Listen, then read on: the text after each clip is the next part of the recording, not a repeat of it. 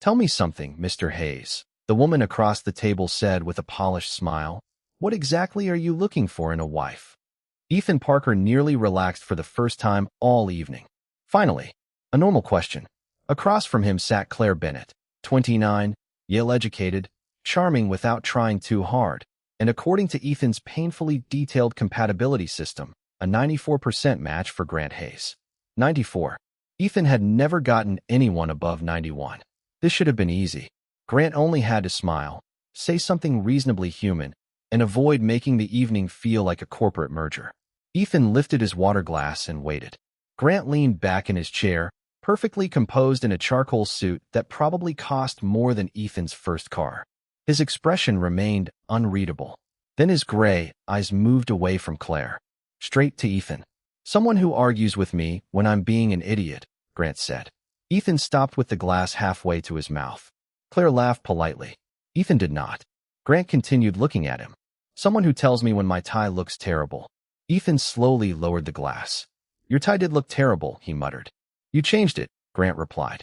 Because I was protecting the reputation of my company. You called it tragic. It was tragic. Claire's gaze moved between them. Ethan felt the first warning bell go off somewhere deep in his professional instincts. Grant continued, calm as ever. Someone who remembers I hate olives, orders coffee before I ask, and refuses to let me skip lunch because apparently that makes me unbearable. Ethan stared at him. That wasn't a description of a hypothetical wife. That was Ethan's Tuesday schedule. Claire seemed to reach the same conclusion. You two have worked together for a while? She asked. 3 weeks, Ethan answered quickly. Grant said, 23 days. Ethan turned toward him. Why do you know the exact number? Grant picked up his coffee. You asked me a question. I'm answering it. She asked you the question. You were listening. Ethan's brain briefly considered crawling under the table. Unfortunately, the restaurant was upscale. The tablecloth was too short, and he had professional standards. Mostly. 3 weeks earlier, Ethan had walked into Hayes Tower believing this would be the simplest, impossible job of his career. His agency had received a private request from Margaret Hayes, Grant's mother, along with a contract containing a number that made Ethan reread it twice. $250,000. 90 days. One objective. Find Grant Hayes a wife. Ethan had expected demands. Family background. Education. Social standing. Personality testing. Maybe an unreasonable preference for someone who enjoyed sailing or pretended to understand modern art. What he had not expected was Grant himself. 6 feet, 3 inches of quiet resistance, standing beside a wall of windows 40 floors above downtown Chicago, arms folded, expression suggesting Ethan was an inconvenience someone had accidentally scheduled between meetings. Ethan had opened his questionnaire. Good morning, Mr. Hayes. I have 67 questions. Grant looked at the packet, then at Ethan. No. Ethan smiled. Excellent. We're already communicating. Grant looked at the 67-question packet as if Ethan had personally insulted his entire bloodline. Ethan, unfortunately for him, had dealt with difficult clients before. Difficult clients paid the bills. Impossible clients paid $250,000. Let us start simple, Ethan said, uncapping his pen. Age preference.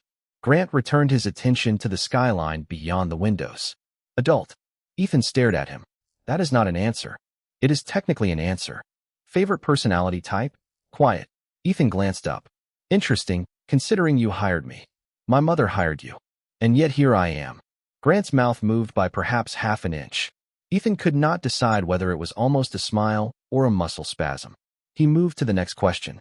What qualities matter most to you in a long-term partner? Competence. Romantic. You asked. I was hoping for something like kindness, loyalty, humor. Grant finally looked at him. Those are assumed. That answer caught Ethan off guard. Beneath the cold tone was something unexpectedly sincere. He scribbled a note before Grant could notice his hesitation. Kindness assumed. Possibly human. Further testing required. What did you write? Grant asked. Ethan covered the page with his hand. Confidential matchmaking science. You wrote possibly human. Ethan slowly lowered his hand. Your eyesight is upsetting. Over the next hour, the interview became less like professional matchmaking and more like Ethan trying to extract information from a very expensive brick wall. Grant did not care about hair color, height, family wealth, or social status. He did not care whether a prospective partner attended galas, understood corporate finance, or could charm a room full of investors. Every shallow preference Ethan expected from a wealthy alpha simply failed to appear. Instead, Grant wanted someone honest, someone independent, someone who would not treat his last name like a winning lottery ticket, someone who could sit in silence without making it uncomfortable. "You realize," Ethan said, tapping his pen against the clipboard, "that you are making my job significantly harder by being reasonable." Grant raised an eyebrow. "Should I apologize?" "Absolutely. I had an entire stereotype prepared. About alphas? About billionaires." That almost smile appeared again. This time Ethan was certain. Tiny, brief, gone before it could properly exist. Still, Ethan felt absurdly victorious, like he had discovered a rare bird in its natural habitat. By the end of the interview, he had 12 pages of notes and exactly 3 promising candidates. Within 48 hours, he arranged Grant's first dinner with a Boston attorney named Madison Cole. She was confident, warm, quick-witted, and highly compatible on paper. Ethan waited in the hotel lounge nearby, pretending not to check his phone every 30 seconds. The message arrived after 19 minutes. "No." Ethan stared at the screen. He typed back, 19 minutes? Grant replied, 17. "I spent 2 minutes being polite." Ethan closed his eyes. Candidate 2 lasted 26 minutes. Candidate 3 made it through dessert, which Ethan considered historic progress until Grant called from the car afterward. "No." Ethan leaned against his kitchen counter. "Grant, she volunteers at an animal shelter, speaks 3 languages, runs her own company, and somehow enjoys golf. I practically built her for you. She was perfectly pleasant." "Then what is the problem?" Silence filled the phone. Ethan waited. Grant finally said, "I did not want her." "You do understand the fundamental purpose of this process, correct?" "Yes." "Good, because at this point I am considering adding myself to the candidate pool just to see whether you reject everyone equally." Another pause, longer this time. Ethan frowned at his phone. "Grant, I am still here. Why did you stop talking?"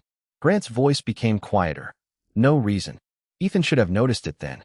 He should have heard something unusual beneath those 2 harmless words. But Ethan Parker was exceptionally talented at finding love for other people. Recognizing when it was quietly turning toward him was apparently another skill entirely. By the 4th date, Ethan had developed a theory. Grant Hayes was not difficult to match. Grant Hayes was actively trying to ruin Ethan's life. "She owns a vineyard." Ethan whispered from the far end of the private dining room, pretending to review his notes while Grant's newest candidate stepped away to take a call. "You told me you like quiet places, good food, and people who build something for themselves. She literally grows grapes for a living. What more do you want?" Grant took a slow sip of water. "She asked my net worth before she asked my middle name." Ethan blinked. "Your middle name is public information. That is not the point. The point is that I am running out of women who meet your impossible standards." Grant's eyes settled on him. "You seem very invested. I have a professional reputation. You also have a color-coded spreadsheet. That is what separates professionals from animals." The corner of Grant's mouth lifted. There it was again. That tiny, irritating almost smile Ethan had started noticing far too often. He hated that he could recognize it now. He hated even more that he had started trying to cause it. The woman returned, and Ethan immediately switched back into professional mode.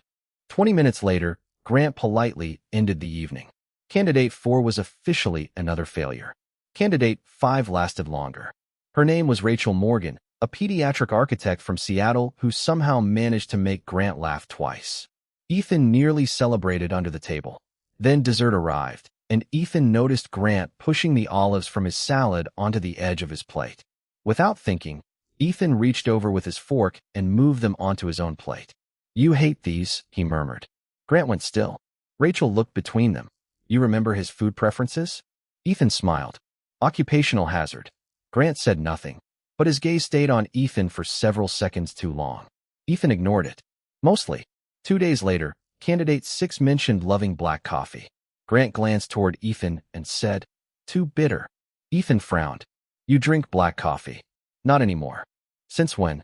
"Since someone kept leaving vanilla creamer in my office refrigerator." Ethan stared. "That was for me." "I know." Something warm and inconvenient moved through Ethan's chest. He immediately buried it under irritation. Professional irritation. Extremely professional. By the end of the second week, the pattern became impossible to miss, although Ethan somehow continued missing the most obvious part. Grant remembered when Ethan skipped breakfast. Grant knew which elevator Ethan avoided because it made a strange humming sound.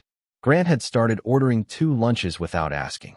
He once rescheduled a meeting because Ethan mentioned having a headache, then claimed the timing was unrelated. "You are getting suspiciously considerate," Ethan told him one afternoon. Grant looked up from his laptop. "Is that a complaint?" "It is an observation.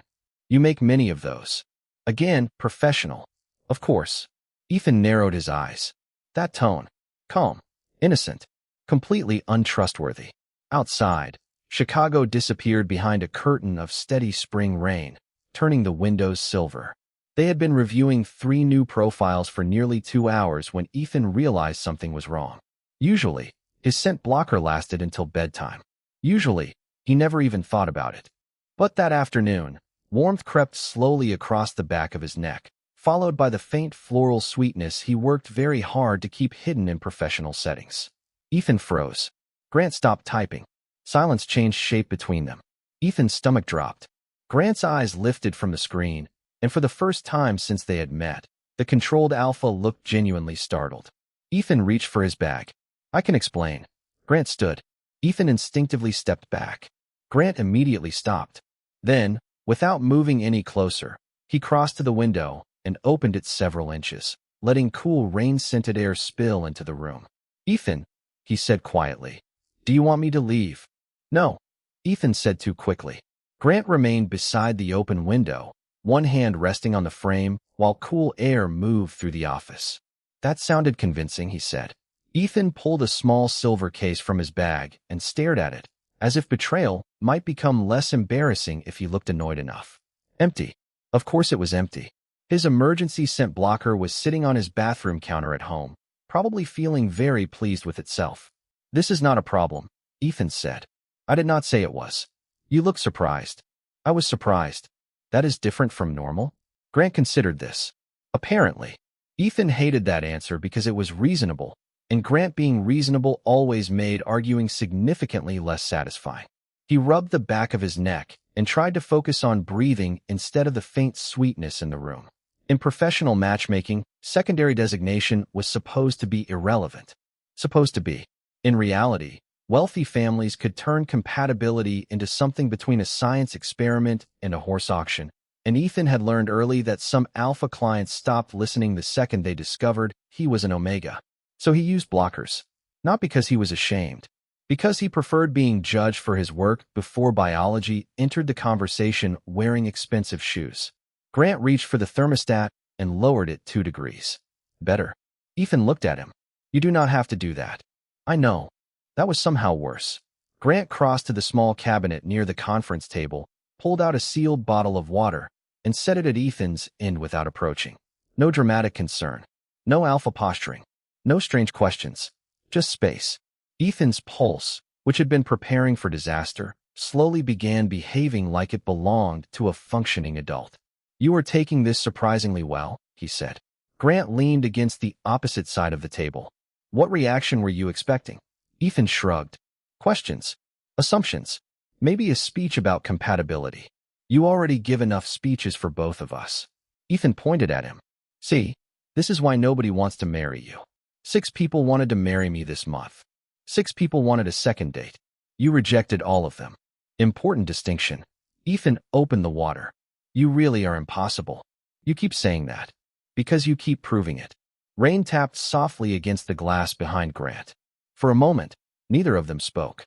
Ethan became painfully aware of the quiet, the distance Grant had deliberately kept between them, and the fact that somehow this felt more intimate than if he had moved closer.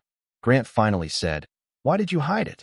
Ethan's fingers tightened slightly around the bottle. The question was gentle. That made answering harder. "Because I am good at my job," he said. "And sometimes people decide what kind of omega I am before I finish introducing myself." Grant's expression changed. Not pity. Something quieter. "I did not." Ethan gave him a skeptical look. "You found out approximately 4 minutes ago. I met you 23 days ago." Ethan stopped. There it was again. 23 days. Grant looked toward the profiles scattered across the table. You were annoying before I knew. Ethan stared at him. That may be the worst attempt at reassurance I have ever heard. I meant competent. You said annoying. Both can be true. Ethan laughed before he could stop himself. It escaped into the room, bright and unexpected. Grant watched him with that almost smile again, except this time it stayed. Ethan noticed. Of course he noticed. He was a professional. Observer. Completely professional. Then Grant reached for the nearest candidate profile, glanced at the photograph, and set it back down almost immediately. Ethan groaned. Do not tell me you are rejecting another one. I have not met her. Excellent. Progress. Grant's eyes shifted back to Ethan. Scheduled dinner. Ethan blinked. Really? You said I need to make an effort. I did. Then I will. Ethan should have felt relieved. Instead, something strange and small tightened in his chest. He ignored it immediately. He was here to find Grant a partner. That was the job. And if the thought of Grant finally liking someone made Ethan suddenly less enthusiastic about succeeding, that was a problem for another day. The next morning, Ethan arrived at Grant's office with a new plan and immediately regretted having one. We are going on a date, he announced. Grant looked up from his laptop. That was fast. Ethan stopped. It is research. Of course. Do not say it like that. Like what? Like you just won something. Grant closed the laptop with suspicious calm. Ethan placed a folder on the desk. The previous night's candidate had been perfectly pleasant, perfectly compatible, and perfectly unsuccessful. Again, Ethan had spent half the night reviewing notes until an uncomfortable possibility occurred to him. Perhaps the problem was not the candidates. Perhaps Grant simply had no idea how he behaved on dates. I need to observe you without an actual candidate present, Ethan explained. Dinner, conversation, normal date conditions. I identify what you are doing wrong, then we fix it. Grant stood. Tonight. Ethan blinked. You are unusually cooperative. You complain when I resist. Now you complain when I agree. Consistency would help. 7:30? Fine. At 7:28 that evening, Ethan stood outside a small Italian restaurant in River North wondering when his career had become this ridiculous. Grant arrived exactly on time wearing a dark blue jacket instead of his usual business suit. That should not have mattered. It did. Ethan hated that it did. You look different, he said. Grant glanced down at himself. I changed clothes. Excellent observational skills. Maybe I should hire you. Inside, the restaurant was warm and quiet, with soft music and candles flickering between small tables. Ethan opened his notebook the second they sat down. Grant looked at it. You brought homework on our date. Not our date. Research date. Correct. Very romantic. Ethan narrowed his eyes. You are enjoying this too much. Grant leaned back, almost smiling. Ask your questions. Ethan did. Favorite vacation. Childhood memory. Biggest regret. What made him laugh? Grant answered more openly than Ethan expected. He hated crowded resorts. He loved early mornings near Lake Michigan. He had once wanted to become an architect before family expectations changed his plans. Ethan forgot to write that one down. Why did you stop? He asked. Grant looked toward the window. Sometimes people decide your future before you realize you were supposed to choose one. The humor left Ethan for a moment. That sounds lonely. Grant's gaze returned to him. Sometimes. Their food arrived. Ethan automatically moved the olive garnish from Grant's plate onto his own. He realized what he had done only after Grant went quiet. What? Ethan asked. Nothing. You are doing the thing. What thing? Looking at me like there is a sentence you are refusing to say. Grant picked up his fork. Maybe there is. Ethan's stomach did something deeply unprofessional. He reached for his notebook. Fine. New category. Flirting. You need practice. With you? For research. Grant nodded solemnly. Naturally. Ethan pointed his pen at him. Pretend I am one of your matches. Compliment me. Grant did not hesitate. Your laugh makes you look younger. Ethan's pen stopped. That was specific. You asked for a compliment. Try something less personal. Grant studied him for a moment. Your green tie makes your eyes look brighter. Ethan looked down at his tie. That is worse. Why? Because you noticed. Grant's expression softened. I notice a lot about you. Ethan forgot every professional response he had ever learned. The server passed their table, and Ethan became intensely interested in his water glass. All right, he said. Finally. Eye contact. Dating requires appropriate eye contact. Grant looked directly at him. Ethan lasted 4 seconds. 5. 6. He looked away. Grant's almost smile returned. Was that appropriate? Excessive. You said eye contact, not interrogation. Grant leaned slightly closer, still leaving comfortable space between them. Would you put that in my compatibility report? Ethan swallowed. Put what? Grant's voice stayed calm. That I have not looked at the menu once. Ethan glanced at the closed menu beside Grant's hand. Why not? Grant held his gaze. Because I have been looking at you. Ethan's entire vocabulary disappeared. For once, there was no joke waiting to rescue him. Ethan spent the next 2 days pretending Grant's words had not followed him home. This was difficult because they had apparently moved into his brain, unpacked their luggage, and started paying rent. Because I have been looking at you. Terrible sentence. Completely irresponsible sentence. The kind of sentence that should require a warning label. Ethan dealt with the problem the way he dealt with most emotional disasters, spreadsheets. By Friday morning, he had reviewed 43 profiles, rejected 38, flagged 4 for further screening, and found one candidate who made him sit upright so quickly his coffee nearly tipped over.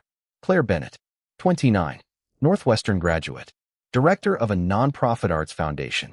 Omega, smart, composed, funny according to 3 separate references, and from a family wealthy enough that Margaret Hayes would probably frame the resume. More importantly, her compatibility score with Grant was 96%. Ethan stared at the number. 96. It felt less like matchmaking and more like divine intervention with excellent formatting. Grant reviewed the profile that afternoon. She seems qualified, he said. Ethan almost dropped his pen. Qualified? Is that not what you wanted? I wanted enthusiasm. Fireworks. Possibly a small parade. Grant glanced at him. You would complain about the noise. That is not the point. Ethan pushed the folder closer. She likes architecture. She spends summers near Lake Michigan. She hates large resorts. She drinks coffee with vanilla creamer. Grant's eyebrow lifted. That last one feels familiar. Ethan ignored him. You are having dinner with her Tuesday. You already scheduled it. Because I know you. Grant's expression changed slightly at that. Ethan immediately looked back at the paperwork. Tuesday arrived with terrible efficiency. The dinner was held at a quiet restaurant overlooking the Chicago River, and Ethan took his usual position several tables away under the excuse of being available if needed. Claire was even better in person. Warm, elegant, easy to talk to. Grant actually smiled at something she said. Ethan should have been thrilled. Instead, he stared at his bread plate like it had betrayed him personally. This was success. This was literally what success looked like. So why did his chest feel strangely hollow? Claire laughed again. Grant leaned forward to answer her. Ethan reached for his phone and opened the compatibility report. 96%. Beautiful number. Responsible number. A number that did not make confusing comments over Italian food. He told himself he was relieved. His stomach disagreed. After dinner, Grant walked Claire to her car while Ethan waited inside. When Grant returned, Ethan stood immediately. Well, Grant slipped his hands into his coat pockets. She is impressive. Ethan smiled too brightly. Exactly. Thoughtful. Funny. I know. And she understands architecture. I know. Grant studied him. You seem pleased. I am ecstatic. You look like someone canceled your birthday. Ethan laughed. It sounded wrong even to him. Do not be ridiculous. This is the first genuinely promising match we have had. Grant was quiet. Ethan continued before he could stop himself. She likes you. You clearly like her. Your families will approve. The numbers are excellent. She is basically everything we have been looking for. Grant's gaze did not move. Everything we have been looking for. Yes. Interesting choice of words. Ethan frowned. What is that supposed to mean? Grant looked toward the window, where city lights trembled across the river. Nothing. Ethan hated that answer now. Nothing had. Started meaning too many things. Still, he forced himself to smile. She agreed to a second date. Grant looked back at him. And you scheduled that too? Thursday. Of course you did. There was something in his voice Ethan could not name. Disappointment, maybe. But that made no sense. This was the goal. Grant had finally met someone he did not reject. Ethan should have felt victorious. Instead, as they stepped outside into the cool Chicago evening, he realized he was walking half a step behind Grant for the first time since they had met, because standing beside him suddenly felt like pretending he had not begun wanting something he had no right to ask for. Thursday should have been simple. Ethan had already confirmed the reservation, reviewed Claire's notes twice, sent Grant a reminder he absolutely did not need, and told himself with impressive determination that he was happy. Completely happy. Professionally delighted. Emotionally normal. Then Margaret Hayes called. "Ethan, the second dinner is canceled," she said. Ethan stopped halfway through buttoning his coat. "Canceled by Claire?" "By Grant." "Of course." Ethan closed his eyes. "Did he give a reason?" "No. He rarely does." Margaret sighed. "There is something you should know before this goes any further." 20 minutes later, Ethan was standing in Hayes Tower outside a conference room he had never been invited into before. The door was partly open. He heard Margaret's voice first. "You agreed to this arrangement because you understood what happens if you refuse to choose." Grant answered, calm but tired. "I understand perfectly." Ethan froze. Arrangement. Refused to choose. Neither phrase belonged in the version of the contract he had been given. Margaret continued. "The board deadline is 3 weeks away. If there is no formal commitment, your uncle gains temporary voting control of the family trust. This was never supposed to become complicated." Ethan's hand tightened around the folder he was carrying. Grant said, "You made it complicated when you hired someone without asking me." Silence. Ethan stopped breathing for 1 full second. Margaret lowered her voice. "You could have ended the contract on the first day." "I know. Then why did you keep him?" Ethan's heart started beating harder. "He should walk away." "Absolutely. Eavesdropping was unethical. Eavesdropping on the family paying him $250,000 was professionally catastrophic." His feet, however, had apparently resigned from the ethics committee. Grant answered after a long pause. "Because I wanted him to stay." Ethan went still. Margaret sighed. "Grant, I stopped looking for a wife the day Ethan walked into my office." Every sensible thought in Ethan's head vanished. Gone. Evicted. Possibly relocated to another state. He stepped backward too quickly, and the folder slipped from his hand. Papers scattered across the marble floor with a soft, humiliating flutter. The conference room went silent. Ethan stared down at the profiles surrounding his shoes. Excellent. Perfect. He had always wondered what emotional destruction would sound like. Apparently, it sounded like expensive printer paper. Grant appeared in the doorway. His expression changed the moment he saw Ethan. "How much did you hear?" Ethan crouched to collect the pages because looking at Grant suddenly seemed impossible. "Enough to know that my contract is apparently a creative writing exercise." "Ethan, your mother hired me. You never wanted this." Grant stepped closer, then stopped several feet away. That familiar distance. That careful restraint. Somehow it made Ethan more frustrated. "I agreed to cooperate," Grant said. "That is not the same thing. You let me spend weeks interviewing people, building profiles, arranging dates, calculating compatibility scores." Ethan stood, clutching the folder against his chest. "I thought I was failing. You were not. I found Claire. I know. She is 96% compatible with you." Grant's face remained quiet. "I do not care." Ethan laughed once, but there was no humor in it. "Of course you do not." Grant looked at him steadily. "Ethan, do not." The word came out softer than Ethan intended. That was worse. He took a breath. "You knew I was trying to find someone you could choose." "Yes. And the entire time, you were watching me do it." Grant's voice dropped. "Yes." Ethan finally looked at him. "Why?" Grant did not hesitate. "Because every day you gave me another reason not to want anyone else." The room seemed to lose sound around them. Ethan's fingers tightened on the folder. He wanted to dismiss it. Blame proximity. Blame alpha instinct. Blame the scent incident, the fake date, the ridiculous amount of time they had spent together. Any explanation would have been easier than believing the obvious one. "You do not know what you want," Ethan said quietly. Grant's expression softened. "I know exactly what I want." Ethan shook his head. "Then why did you agree to see Claire again?" "Because you looked so hopeful when I said yes." That answer landed somewhere Ethan had no defense for. Grant continued. "And because I thought if I tried hard enough, maybe I could want what everyone expected me to want." Ethan swallowed. "Did it work?" Grant looked at him with painful simplicity. "You already know the answer." For 3 days, Ethan avoided Hayes Tower with the determination of a man who had discovered that emotional honesty was significantly more dangerous than bad coffee. He answered emails. He updated reports. He even reorganized his apartment pantry by expiration date, which was how he knew things had become serious. Grant did not call. He did not appear at Ethan's office. He sent exactly one message. "Take whatever time you need." that somehow made everything worse.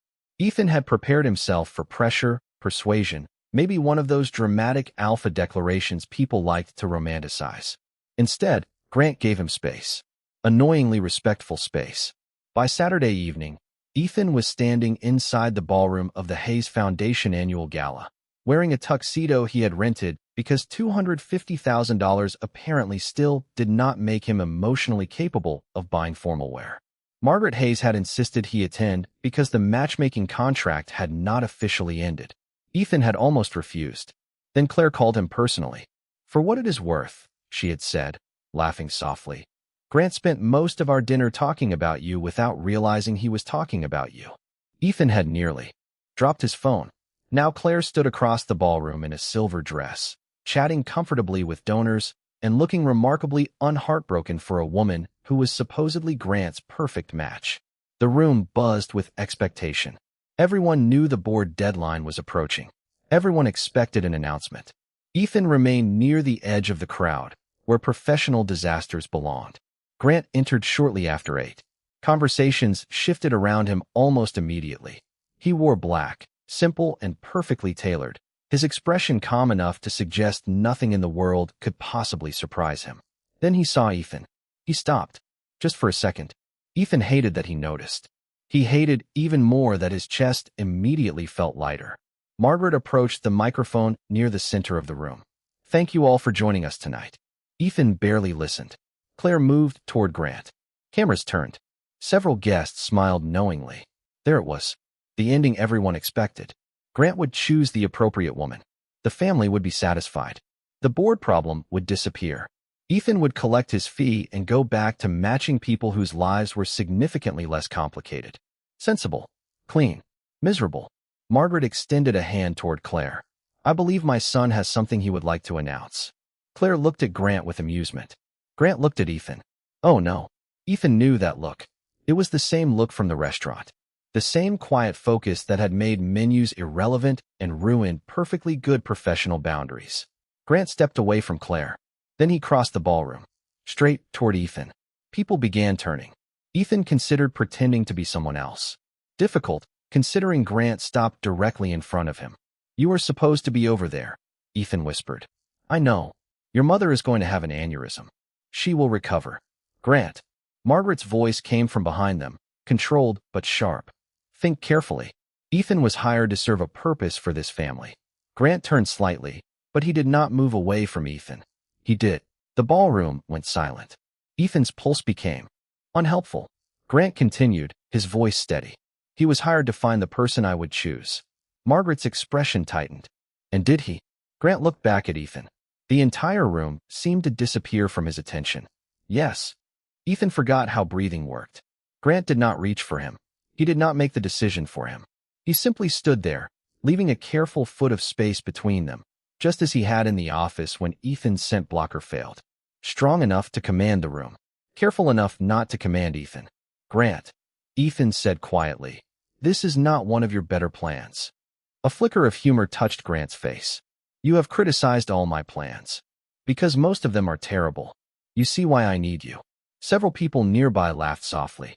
Ethan wanted the marble floor to become a trapdoor. Margaret did not laugh. "And what exactly are you choosing?" she asked. Grant's answer came without hesitation. "Him. If he chooses me back." Something inside Ethan went painfully still. Not an Omega. Not a match. Not a compatibility score. Him. Grant looked at Ethan as if there were no cameras, no board members, no family expectations waiting around them. "You told me I needed to decide what I wanted instead of what everyone else wanted for me." Ethan swallowed. "I say many things. Constantly. That was unnecessary. Probably." Grant's almost smile appeared. "But you were right." Ethan looked around the room, then back at the man who could have turned this into a declaration and had instead turned it into a question. For the first time in his career, Ethan had no spreadsheet, no percentage, and absolutely no idea what happened next. Ethan had spent years telling clients that the hardest part of love was choosing honestly. Standing in the middle of a ballroom with Grant waiting in front of him, he decided that advice was significantly easier when given to other people. "You realize everyone is staring at us," Ethan said. Grant glanced briefly around the room. "They will survive. Your mother might not. Margaret Hayes stood several yards away looking like she had just discovered a scheduling error in the universe. Claire, meanwhile, was smiling into her champagne glass. Traitor. Ethan took a slow breath.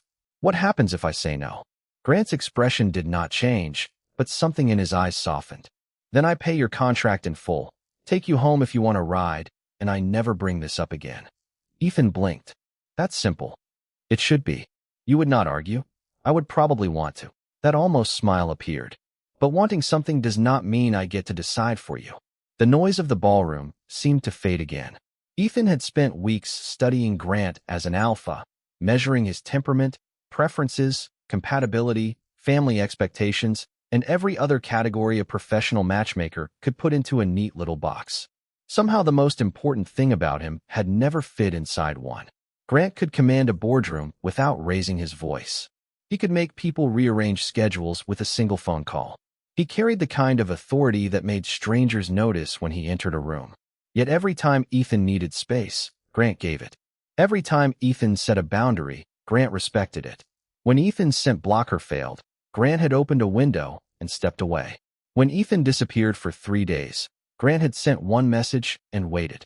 And now, with half of Chicago's wealthiest families watching, Grant was still waiting. Ethan looked down at his own hands. There is a problem. Grant became very still. What problem? Ethan lifted his eyes. My company has a strict policy against dating clients. For the first time all evening, Grant looked genuinely concerned. Ethan let him suffer for exactly 2 seconds. Fortunately, he continued, I resigned from your account this afternoon. Grant stared at him. Claire laughed somewhere behind them. Ethan tried very hard not to smile and failed completely. You resigned? Grant asked. Technically, I reassigned you. To whom? Nobody. You are an impossible client. I could not do that to a coworker.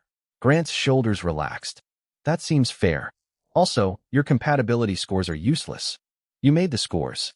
Do not attack me during an emotional breakthrough. Grant laughed. Not the tiny almost laugh. Ethan had spent weeks collecting like evidence. A real one. Warm, surprised, completely unguarded. Ethan felt something in his chest settle into place. So, Grant said, quieter now, what happens next? Ethan considered him. You could ask me on an actual date. Dinner tomorrow? Too fast. Monday. You have a board meeting Monday. Grant narrowed his eyes. How do you know that? I know your calendar better than you do. Tuesday. Ethan pretended to think. 7:30. Italian. Absolutely not. We already ruined one perfectly good Italian restaurant with emotional confusion. Seafood. Acceptable. Grant extended his hand, not touching Ethan until Ethan chose to meet him halfway. Ethan looked at it for a moment, then placed his hand in Grant's. No dramatic bond. No grand biological certainty. Just warmth, choice, and Grant's fingers closing carefully around his.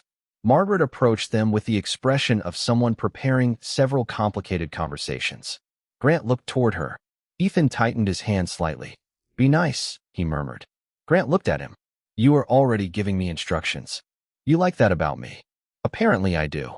3 months later, Ethan sat across from Grant at a small restaurant near Lake Michigan, reviewing a menu he had already memorized because some habits refused to die. Grant placed a bowl of olives on Ethan's side of the table without comment. Ethan stared at them, then at him. You remembered. Grant raised an eyebrow. I notice a lot about you. Ethan smiled. This time, he did not look away.